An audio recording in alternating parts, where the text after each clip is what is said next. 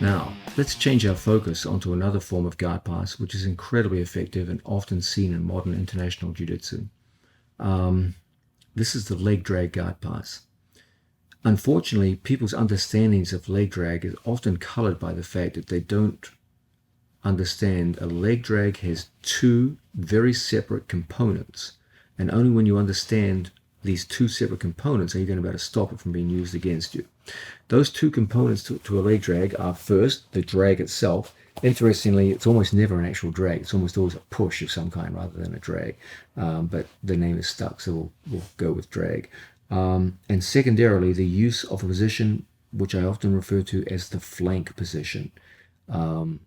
This flank position is where they actually pass your guard from. So there's two distinct components to a leg drag. Let's have a look at this. You have an opponent standing over us. They get a hold of one of our legs, and from here, they physically drag the leg across. So my leg passes the center line. So that's the drag aspect of the move. Okay. Now that's what starts the ball rolling. The idea behind a drag is that it puts both of my feet on one side of his body. Let's have a look at that again. Here, I have a foot on either side of his body. That's a normal for any kind of guard situation. My opponent secures one of my feet and drags it across the center line, so now both of my feet are on one side of his body. This is kind of like the leg equivalent of a 2-on-1 in standing position wrestling. So if we're wrestling with each other on the feet, especially with no gi, and I take a 2-on-1, this puts both of my opponent's hands onto one side of my body. And it creates an angular advantage which will make taking him down and controlling him much, much easier. The same thing occurs with a leg drag when we're down on the floor. Currently, both of my feet, one foot is on each side of his body, so I have pretty good control. I can hook into his body, I can do all kinds of things. Okay? But the moment he takes two of my feet to one side of his body, I'm pretty much 100% defensive now. There's not a lot I can do from here that's effective. Now, this is the drag aspect of the move. Now comes the fun part. At least for him. This is the flanking aspect, where he starts to bring his head downwards and his shoulder towards my center line. Now he's got to a position where one knee forms a wedge around my hips and the other leg forms a shelf for my legs. And from here, it's very, very hard for me to move. Now he's just got to form some kind of upper body grip. Usually the right hand will go to my lapels, and the left hand will go usually up to my collar, underneath my arm, and lock in like so. And this is probably the strongest form of the flank position. Now he's got a very secure set of wedges around my body, and there's a very, very high likelihood that he'll pass my guard from this position. Okay? So once again, let's understand exactly what's involved in the leg drag. First, the dragging aspect, which takes two of my feet to one side of his body. Okay? We can fight him at this level, and we'll see how to do that very soon. But this is the first aspect. Then there's a second stage or second phase of the guard pass where my opponent's head and lead shoulder start coming forward. It all starts with Mateus's left shoulder, comes down to my center line. Okay? Probably his right hand will be on my lapel, and probably his left arm will be going up for my collars. That gives him complete control of my head through my lapel. Remember, my lapel is a rope around my head, so he has indirect control of my head now. He has a very direct form of control of my hips through the shelfing action, and from here there's a very high chance he'll pass my guard. So when I'm the person defending guard against a leg dragger, I've got to understand this two-phase aspect to the move. Obviously, it's easier to fight the first phase. We'll look at how to do that first, and then we'll see that even in situations where you get locked up in a tight flank position, it's difficult, but there's still things you can do to put the guy back in guard. Okay, let's look first at someone who comes in and gets a hold of one of my feet just like so and begins to turn a comfortable guard position into the leg drag. Understand something. As long as my knee faces the ceiling, it's really easy for him to drag and control my leg. Very easy indeed. Okay? So the moment someone gets a hold of my foot in situations like this, the first thing I want to do as a person defending is to invert my knee. Okay? I don't want my knee facing directly up to the ceiling. I want to invert my knee downwards. Now when he goes to drag my leg, it just doesn't feel quite the same. Okay? I'm facing him with my torso because my knee is inverted. As opposed to a situation where my knee faces the ceiling, I'm facing away with him with my torso. Remember, the whole purpose behind a leg drag is to gain angular advantage, where my body is facing away from my opponent and he's coming around the outside and into a strong passing position. Because I'm not facing my opponent and my knees and feet are pointing out here somewhere, it's very difficult for me to be effective. So what I want, when someone gets a hold of my foot, is to come up and invert my knee. So even though my 2 feet are on the same side of his body, my chest is facing his chest. And as a result, we can be effective in this position. The way we're going to be effective is to take our free leg and go over his body and hook the other side. And as a result, I can use my free leg to correct my body and go back into an offensive cycle. And from here, we can start attacking him rather than defending guard passes. So once again, my opponent goes by and takes the leg. As soon as we see that, we invert our body. Okay? How do we invert that knee so easily? We do it by using his body as a shelf. I pressure down on my training partner's hips and lift my hips so that my knee can point in the opposite direction and my chest can face him instead of out here somewhere. And as a result, I can bring my second leg over, make that as a hook on the far side of his body, and pull my body around the corner. Immediately in situations like this, we want to start going back into some form of effective gripping, usually at cross lapel. Best of all is sleeve, cross lapel, and foot in the bicep. This is probably the single best one we can work with. But if that feels like it's difficult to work with, just the lapel grip alone will provide all kinds of offensive possibilities. You'll be connected to your opponent, and you won't be able to go into another form of guard pass. So, once again, my opponent drags my leg. Immediately, I use his body to turn and face him. I bring my leg over the top, and we correct ourselves relative to our opponent. And now we're in a position where we can get into counter offense. When this actually is done live, it'll be a pretty quick motion. Your opponent goes to grab your leg and pull, and you should already be coming over the top and into your various forms of counter offense. Now, we've broken down the leg drag guard pass into 2 components. We're looking at dealing with the first component, where your opponent just physically drags your leg. His first intention is to get 2 of your feet to one side of your body.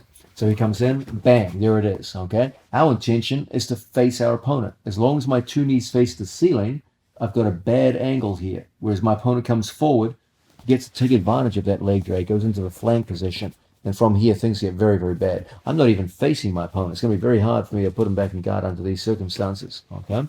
So our whole thing is when someone goes to drag, we're going to immediately start to turn and face and point our knee downwards. Now, once we get into the situation, his whole thing is to lead with his shoulder. He wants to bring his shoulder to my center line, okay?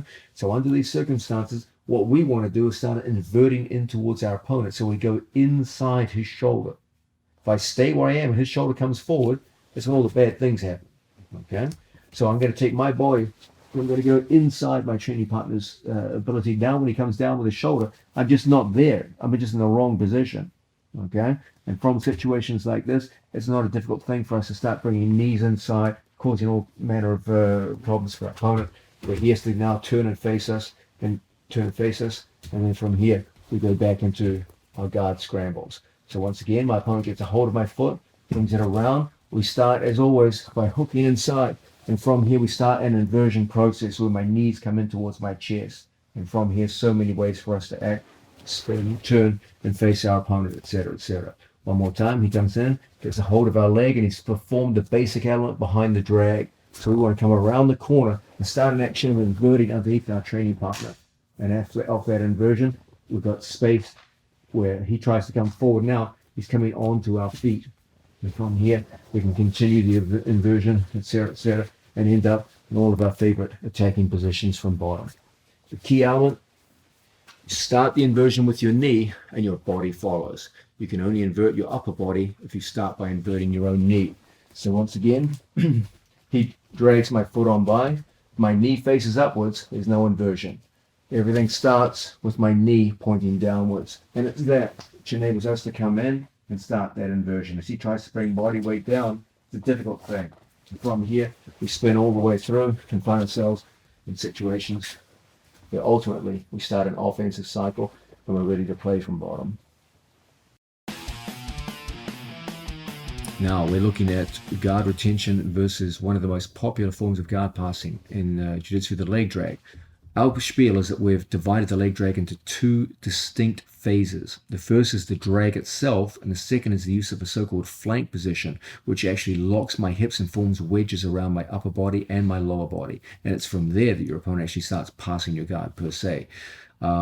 Let's look now at what happens when our opponent does get to this flank position. They get to phase 2. So they didn't just drag our leg, but they dragged the leg and dropped down to the flank position. So let's say we have an opponent who's done a good job of dragging the leg, and then from here they come in. Usually they'll get a hold of the sleeves just in like so, and they go to work in this position. I'm going to take a cross lapel grip on my training partner, just like so. Now, this can be a very, very challenging position indeed, and part of the reasons why it's so challenging is because my opponent's so close to my head. They've done the two critical elements involved in every guard pass. They've beaten my hips. He's right on my hip line now with his knees and hips, and he's close to controlling my head here indirectly through those lapel grips. Okay, so what are we going to do? This is obviously a crisis situation. It's fruitless for me to try to turn into my opponent now. Okay, if I turn in, I'm just going to give a guard pass. So if I put my foot on the floor and shrimp, he just puts his knee on the floor and he's past my guard. Okay, so that's clearly not going to save us at this point. So what are we going to do? We're going to take the option of turning out and getting our head off the mat. Okay, as long as my shoulders are on the floor, all Mateus has to do now is edge around my hips, and he's going to pass my guard. Just my shoulders are on the mat. So we're going to start the action of lifting our hips, extending our arm, and then using our leg as a pendulum to come up and bring our shoulders off the mat. Now, this is where things get interesting. You've turned away from your opponent, so you've exposed your back to him. But the good news is you've got this frame locked in place by your opponent's lapels. So it's hard for him to bring his head close to you and take advantage of the back exposure. Now, the good news is you're propped up on your hand. And as a result, your hips become very, very mobile. Because my hips are mobile, my legs can come back in. And now, as we always do from the situation, we come back into our counter offense position. Our favorite one is always sleeve, cross lapel, and foot on the bicep. That's probably the single most effective way to go from a defensive situation to an offensive one. So once again, Mateus does a good job of dragging my foot, and I'm a little slow, and as a result, he gets into a good passing position here, the flank position.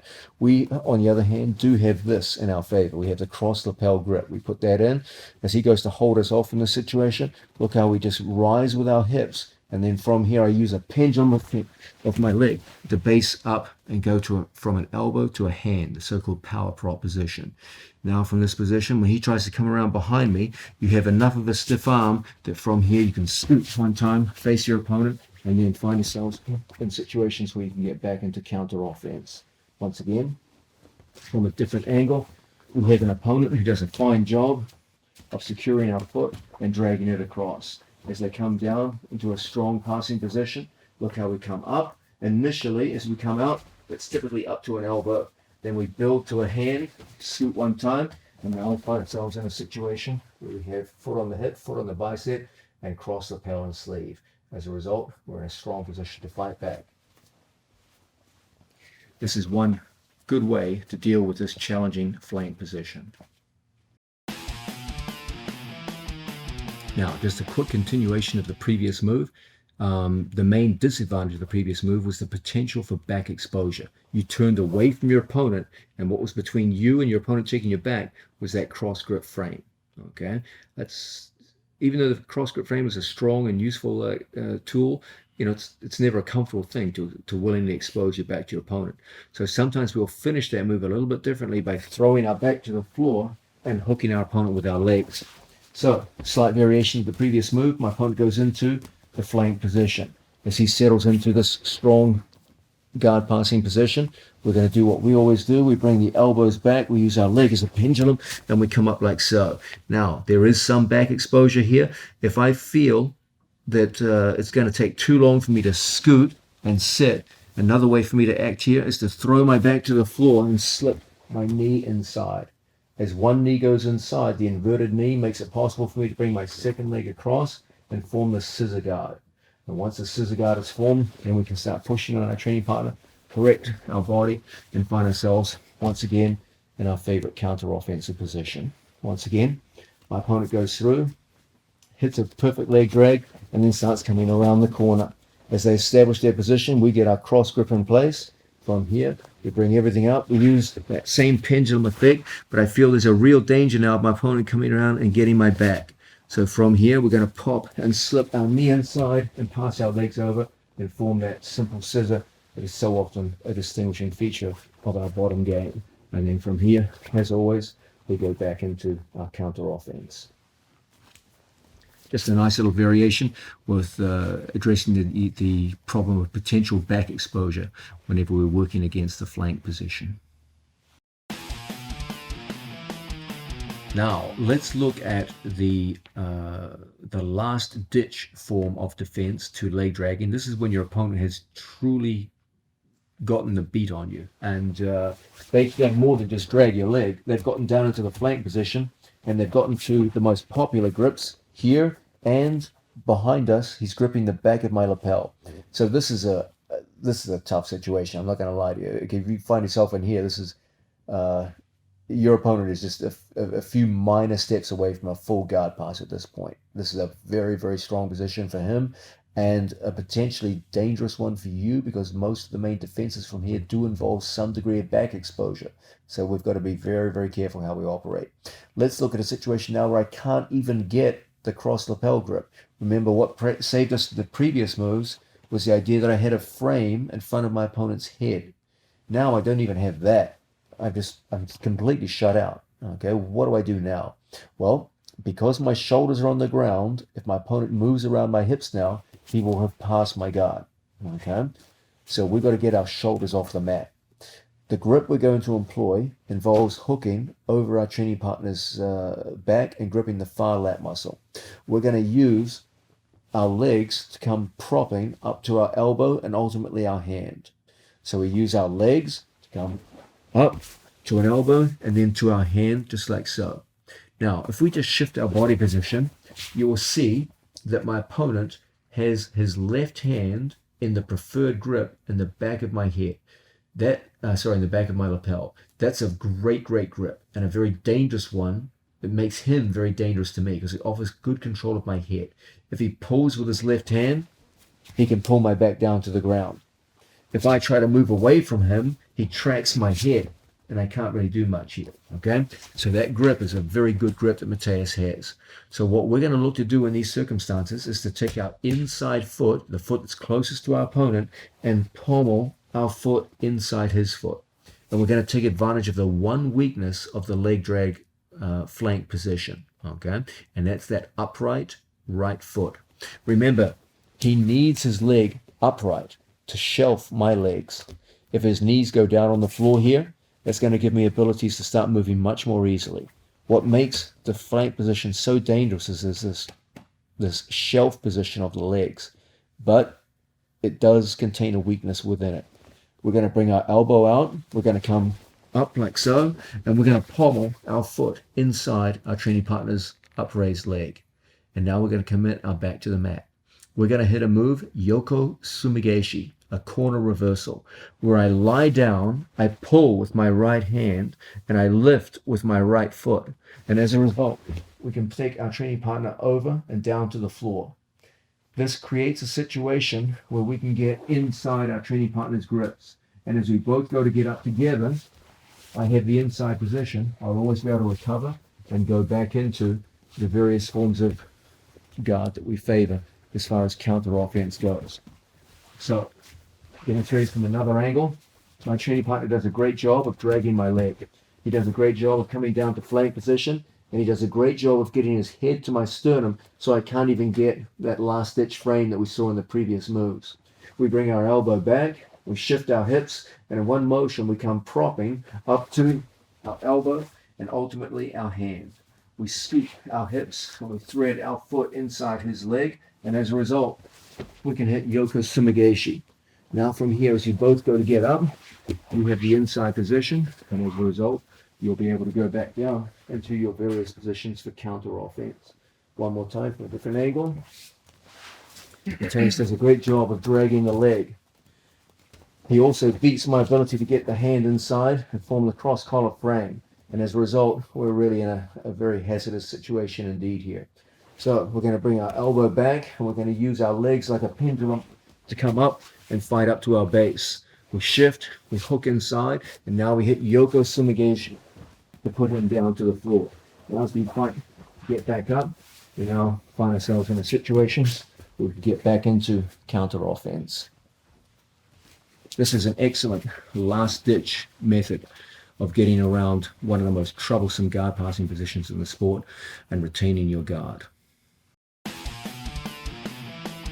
We're going to look now at a form of guard pass which I believe is one of the most underestimated and underused in all of jiu-jitsu. This is the long step guard pass.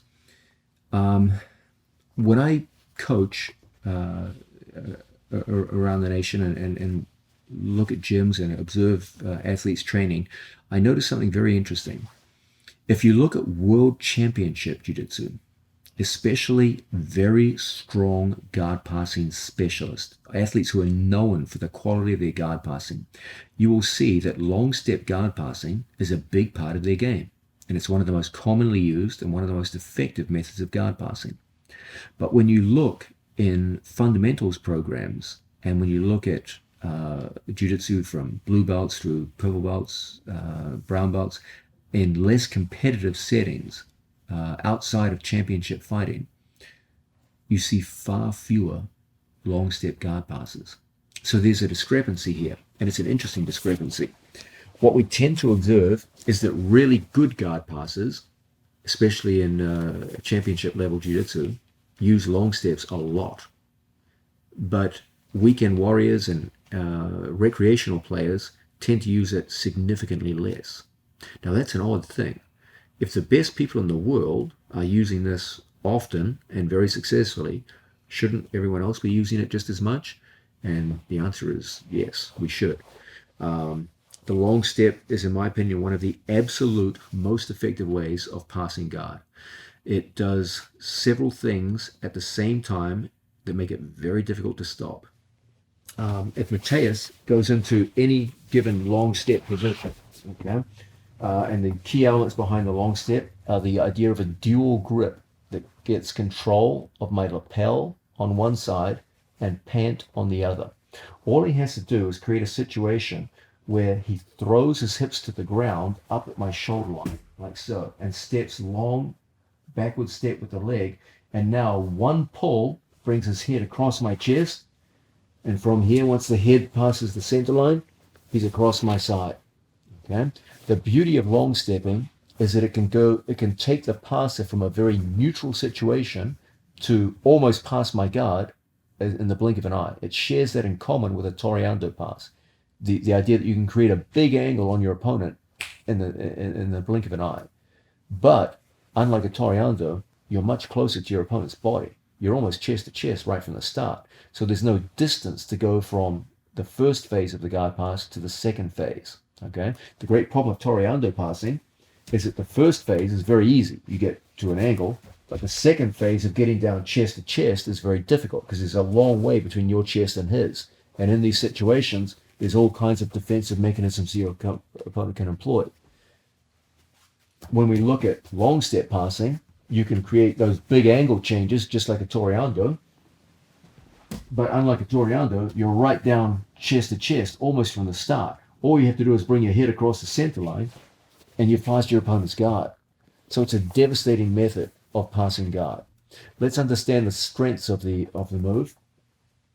The great mechanical element that makes this form of guard pass work is your opponent's shoulder here. Okay? When your opponent comes in close to you, that shoulder leads the way. That's why the lapel grip is such a good one for long step guard passing. As the shoulder touches my chest and he goes into the step, it's now so close to me and the control of the far leg so strong, it's very, very hard for me to hit any kind of turn into my opponent. If I'm naive and I turn in too much, he'll pin my leg down to the floor and jump to the other side. And then things go from bad to worse. Okay, so it's an incredibly effective form of guard passing. And we'll be spending a lot of time on it when it's time to look at how to pass someone's guard later in this fundamental series. But for now, we've got to look at how we're going to stop it.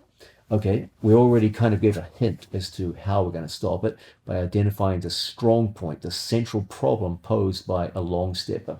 The central problem is always this lead shoulder.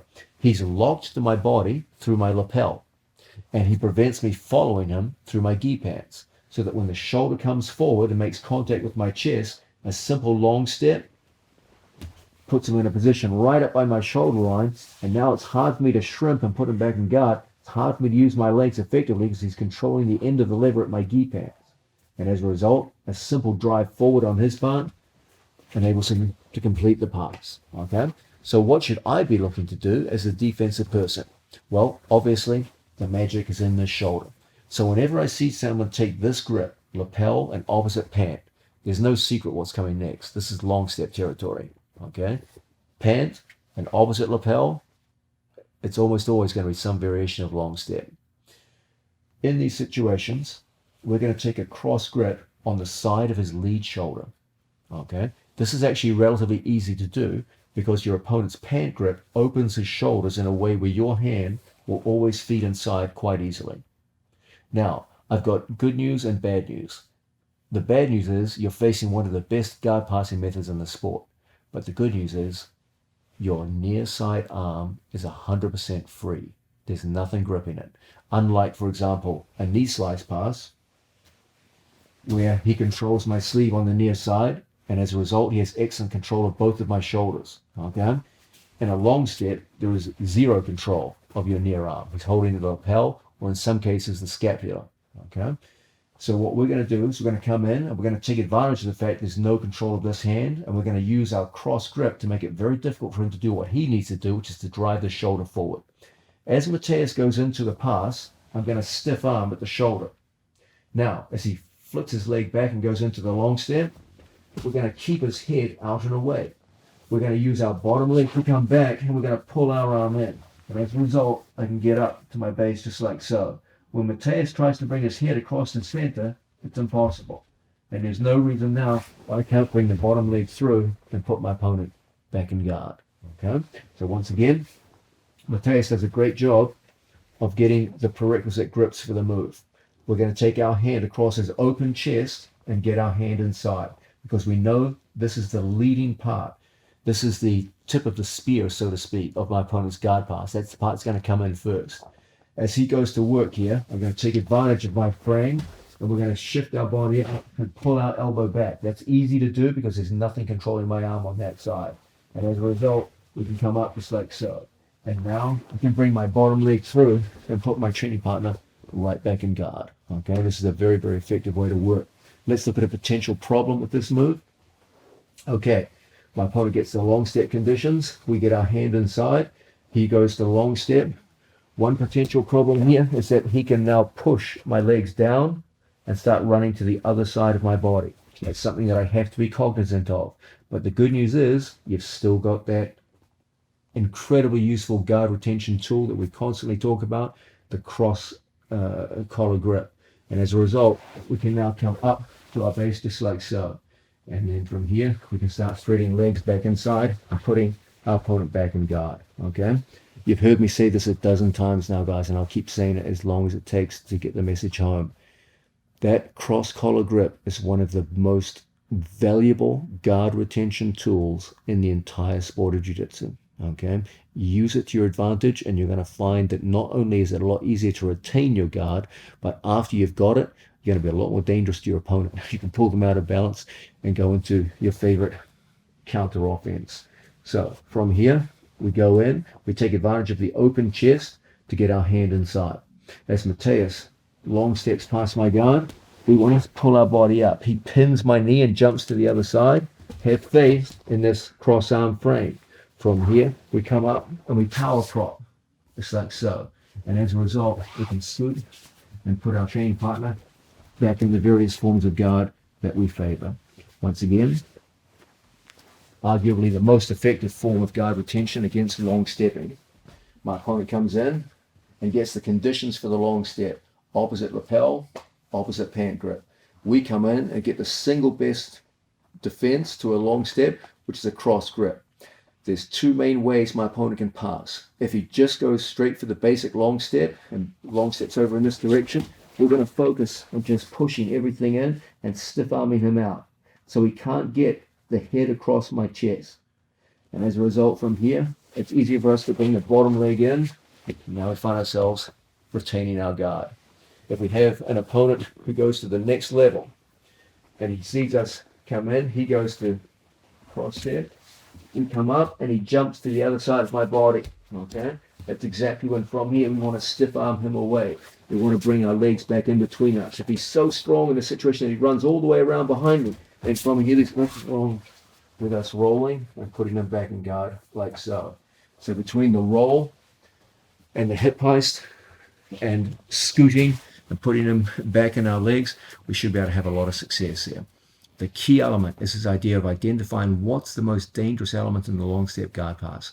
Well, the first big danger is your opponent's lead shoulder. That forms the tip of the spear, so to speak, of your opponent's guard pass. That's the part that's going to come in and cause the problems. Don't let the shoulder dominate you.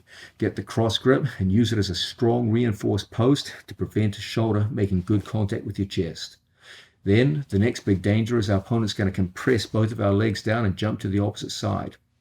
Be aware that your cross grip will be just as effective on the other side of the body as a guard retention tool, whether it's near side or far side. We'll use that stiff arm frame to hold our opponent off and prevent them getting control of our head. Okay, so one more time, everything together now. Our opponent comes in, he's a talented fellow, and gets a hold of the requisite grips to go on the attack here.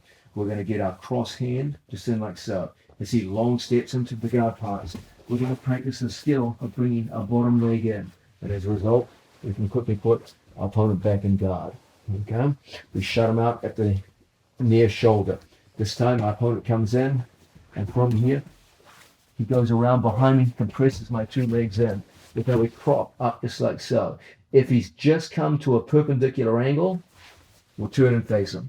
Okay? If he goes beyond perpendicular to my back, then we'll push into the inverted position and go back to put our opponent back in guard. In this fashion, you can hold off and retain guard against one of the strongest forms of guard passing in the modern sport. Now, let's talk about one of the fundamental features of most guard passes, which we as the guard retainer can exploit and make our job of retaining guard significantly easier. There's a fundamental movement in the vast majority of guard passes. There are a few exceptions, I'll explain what they are, where my opponent has to switch from my lower body to my head in order to solidify and finish the guard pass. So if Matthias is down and I have grips on my training partner's legs, and from here I manage to disconnect his feet and from here turn around to an angle, you'll see that I currently have grips on my training partner's legs. Okay. When I come up to the jeopardy point with my knee, at some point here, I'm going to have to make a transition from my opponent's legs to his upper body. One of my hands is going to have to come on this side to wedge the far side of his body. And the other is going to have to come up here to control my training partner's head. Now I have the choice of cross-facing or reverse cross-facing. As it turns out, most people usually opt for the cross-face option, although the reverse cross-face is sometimes seen too. Both grips enable me to control the movement of my opponent's head. The reverse cross-face makes it difficult for Matthias to move his head away from me. He goes to move his head away, and it's blocked. A regular cross-face makes it difficult for Matthias to turn his face into me. He goes to turn in, and he runs into my shoulder.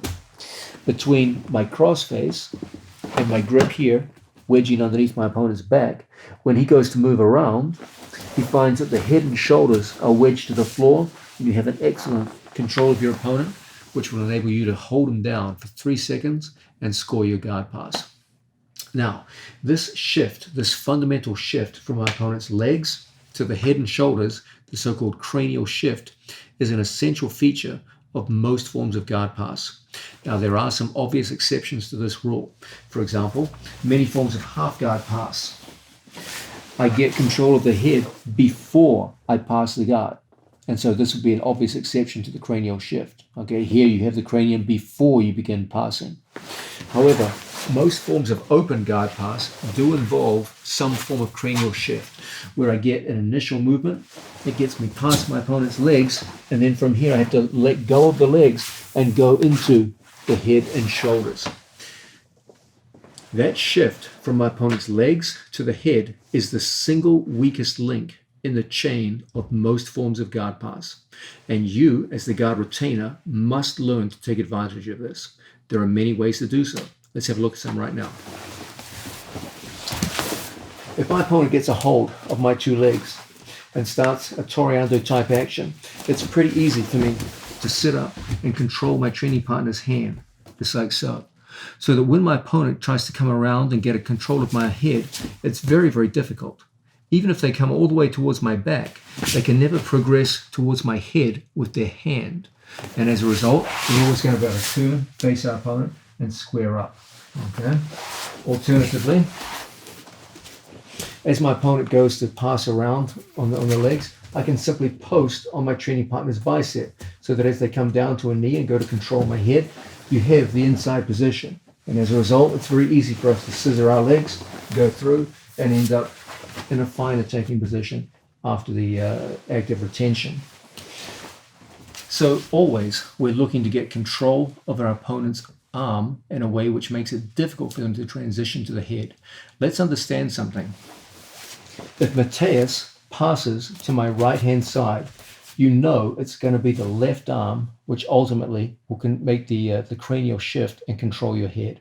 So that's the one we're looking to block. You have the number one choice of blocking here, precisely where the bicep meets the shoulder, so that when he goes to reach for us, it's difficult. I always want my hand tracking this precise point. When you use frames, don't just place your hands anywhere. Don't just place them on the leg. Don't just place them on the leg, the chest, or what have you. Be precise. You know what he wants to do. He wants to make a cranial shift. He wants to use his left arm to control your head. So that's exactly where I should be putting my hands. Okay. Another fine option from here is down here at the cuff. And in these cases, we typically go across the body. And once again, when he tries to use his left arm to control my head, it's almost impossible. In situations where I cannot get to the bicep, the cross collar tie is also a useful one. Why? Because when my opponent goes to control my head, the space provided by that frame makes whatever grip he has on my head relatively ineffective. He can't pin my head to the floor with a crossface because my head's literally off the mat. And as a result, it's pretty easy for us to start drawing him back into our counter offense. And from here, we can go back into 4 points of connection, which will enable us to off-balance our opponent and be effective from the bottom position. So always, when someone goes to pass our guard, I take into account what side are they passing on. If my opponent passes to my right-hand side, you know ahead of time it's going to be the left hand which is going to make that cranial shift. And we always position our hand in a way where we can take advantage of this weak link in the whole guard passing chain. And as a result, we're now going to be very, very effective from this position. Understanding what the cranial shift is, understanding how it works, is a big, big part of your ability to hold and retain a guard. Imagine if someone came to you and said that there was a fundamental design flaw in 80% of guard passes, and you could use this design flaw to hold off almost all of those guard passes with relative ease if you understood what the flaw was and how to take advantage of it. Wouldn't you be excited to hear about that? I know I would. Understand that's exactly what the cranial shift is. It's a requirement of most of the major forms of guard passing. And if we can take advantage of that, you're going to find the active guard retention is a lot easier. Anytime someone goes to pass my guard down on 2 knees and they start that action of passing, I'm always looking for ways to get inside that hand. In the few cases where I can't, then at least create situations where I can use a strong frame to prevent my opponent cross-facing me and getting that cranial shift completed. We always want something between his cross-face arm whether it's a reverse crossface or a conventional crossface, and my head. So as soon as my opponent has grips here and starts the action of going around the corner, we're always looking for some element that's going to make it difficult for him to transition from my legs to my head. When he goes to make the transition now, it's so difficult with that frame in place. Okay, it's so hard for him to bring his head close to my head. Whether I go with lapel grips, cross lapel grips, bicep grips, cuff grips, it doesn't really matter. All of them do the same thing. They prevent your opponent making that fundamental cranial shift. If you can identify when the cranial shift is about to happen and take advantage of it, you're going to stop a lot of guard passes right in their tracks. Let's understand that the cranial shift always occurs when they get to the jeopardy point, the intersection of my sideline and my hip line. It's only when they get to here that now they can begin the process of switching to my head. And when they do, they can lock one of my shoulders down to the floor and complete the guard pass. So always, once they get to that jeopardy point, we're looking to intercept their arm in some meaningful fashion where it becomes difficult for them to make the cranial shift. Now, as Mateus goes to pass my guard, it's relatively easy for me to get foot to hip and put my opponent back in the situation, and we can start the action of going back into our counter offense. Understanding what the cranial shift is, when it occurs, and how to take advantage of it is going to be a big part of how you hold off even strong guard passes.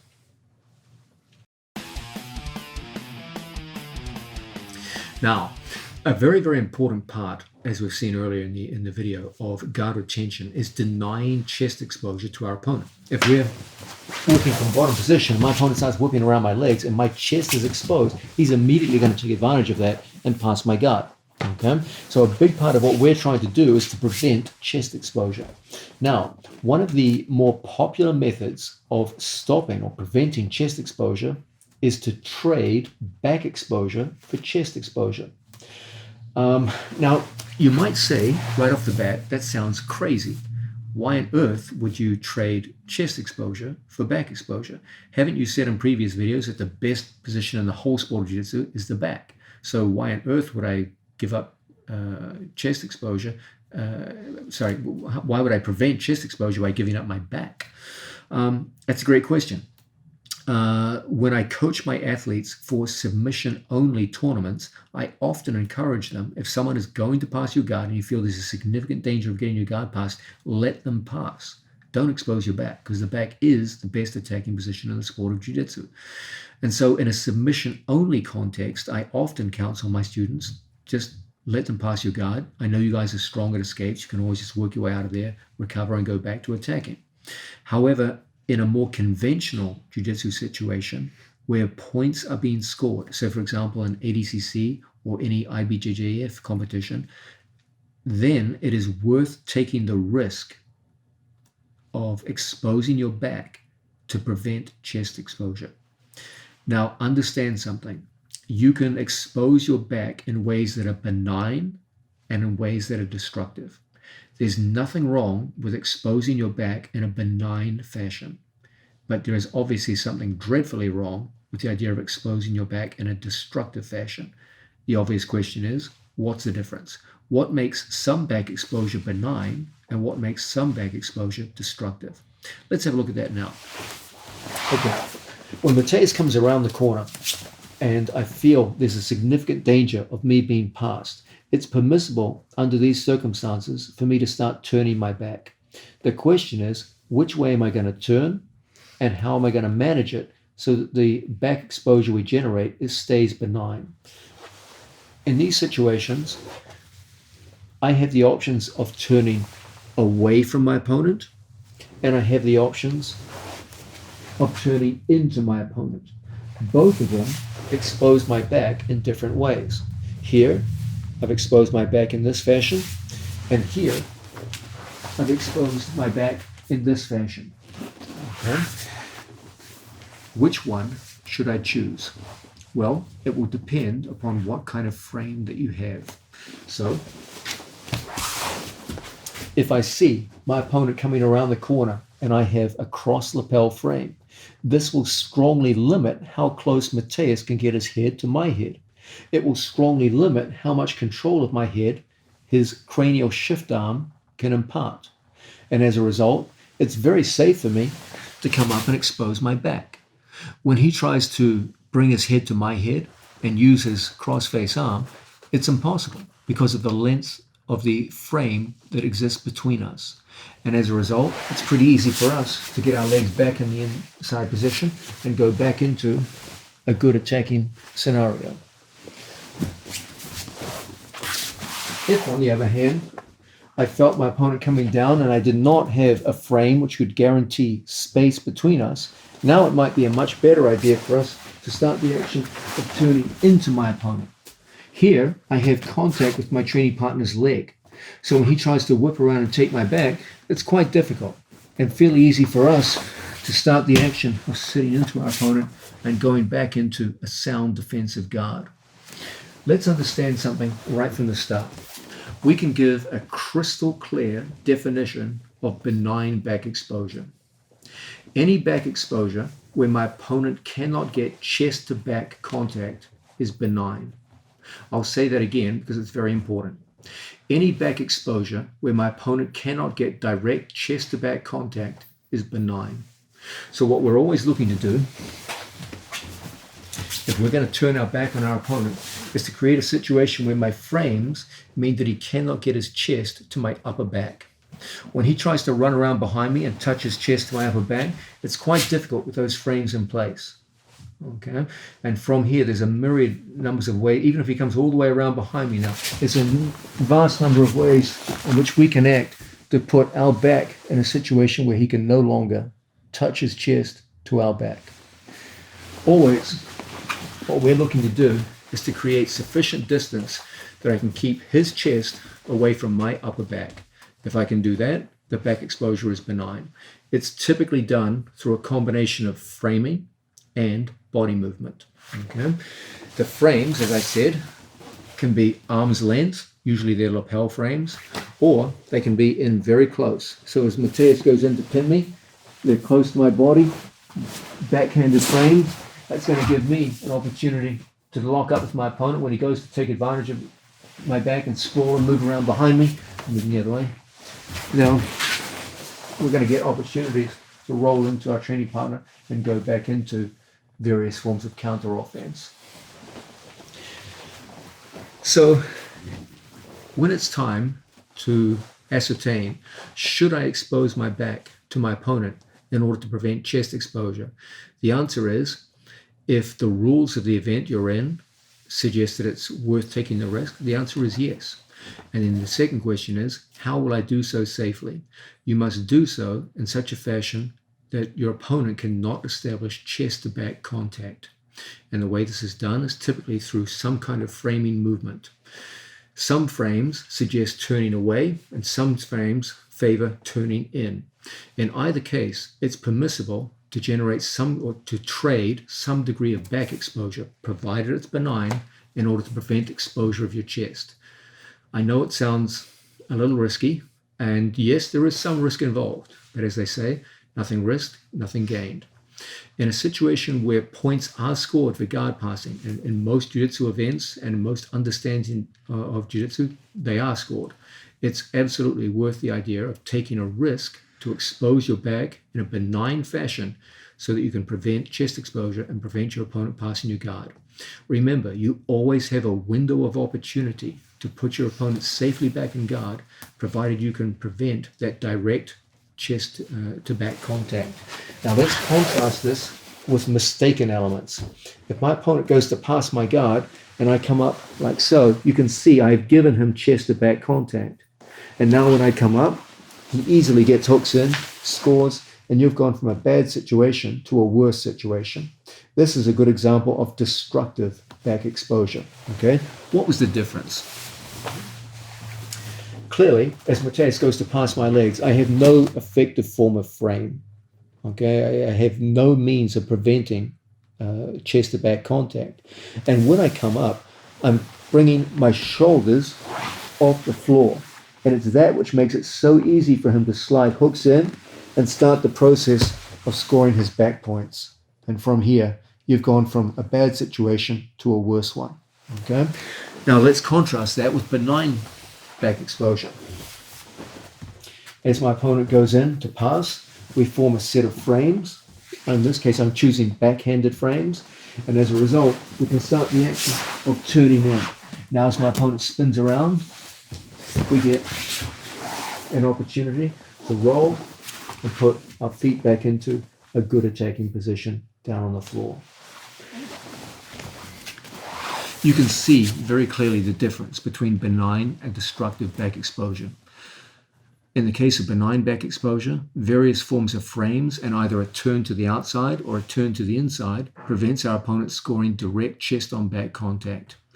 A lack of frames, combined with a turn away from our opponent, and sometimes even a turn in such a way that he can easily score chest-to-back contact and we have no ability to stop him moving around us, makes it very, very hazardous. Once you understand the difference between benign and destructive back exposure, it becomes a very viable option for you to trade back exposure for chest exposure and prevent your opponent passing your guard. Let's talk about the notion of head protection. You'll remember from earlier in the video, I made the claim that a huge part of successful guard passing involves trapping and controlling the opponent's head. And if we can do this, you can pass a lot of people's guards. So now when it's time for us to retain a guard, we want to make damn sure we don't just surrender our head to our opponent easily. As much as possible, we want to deny our head to our opponent. Now, understand something, that head protection is not a vague concept, but rather a pretty damn precise one. I want you to use a metaphor. Very often in the sport of boxing, you will see an opponent who's been punched will put their head down so that they take punches on the forehead. I'm sure you can understand the logic behind their decision. What they're doing is they're making the assumption that a punch is going to hit them. Okay, with that assumption in mind, you know it's going to hit. You would rather it hits your forehead than it hits your jaw. It's not that they want to be hit in the head. They're not doing this because they enjoy being hit. They don't. But they're making a calculation. If I'm going to be hit in the head, I'd rather be hit in the forehead than the jaw. It's much less damaging, and there's a chance I may even hurt my opponent's fist. And that's why you'll see skilled boxers, when they know they're going to be hit, put the forehead down and take it here where it's relatively safe, rather than lift their head and get hit where it's not safe. Grapplers have to learn to do a similar thing. When someone goes past your legs and they're trying to control your head, and you know they're going to get control of your head, the one thing you can never surrender to them is your jaw. I don't mind giving someone my forehead. I have no fear of putting my forehead in towards an opponent, because then I can invert inside their body and recover guard. But what I can't have is them getting a hold of my jaw. Let's understand something. When Mateus goes to control my head, he's not controlling my head overall. What he's really doing is controlling my jaw with a crossface. Jaw exposure is the real problem here. When Mateus controls the jaw, my jaw functions as a lever, and now I can't turn into my opponent, and I feel I'm stuck to the mat. So when someone goes to pass my guard, they get to the jeopardy point and they're working like so, and I know they're going to be able to get control of my head here. What I will do in these situations is I will give them my forehead. Rather than give them my jaw, which will pin me helplessly to the mat, I will turn my body out and put my forehead in to face them. Now, they have my head, so to speak, their head over head, but they do not have my jaw.